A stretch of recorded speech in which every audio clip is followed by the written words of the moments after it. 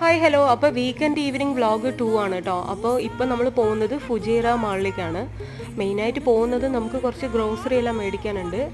ഇവിടെ നെസ്റ്റോ ഉണ്ട് കേട്ടോ. അപ്പോൾ നെസ്റ്റോയിലേക്കാണ് നമ്മൾ മെയിനായിട്ട് വന്നത്.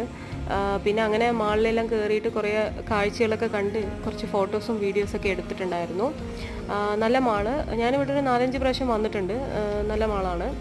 മെയിനായിട്ട് ഇവിടെ എല്ലാവരും ഈ നെസ്റ്റോയിൽ തന്നെയാണ് വരുന്നത്.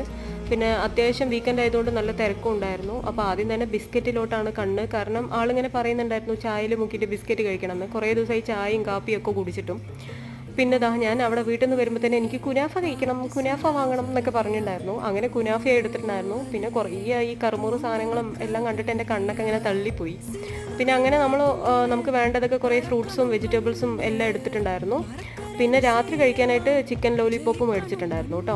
അപ്പോൾ അങ്ങനെ നമ്മൾ പർച്ചേസിങ് കാര്യങ്ങളെല്ലാം കഴിഞ്ഞു. നമ്മൾ വീട്ടിൽ പോവാണ്. അപ്പോൾ അടുത്ത വീഡിയോയിൽ കാണാം. ടാറ്റ.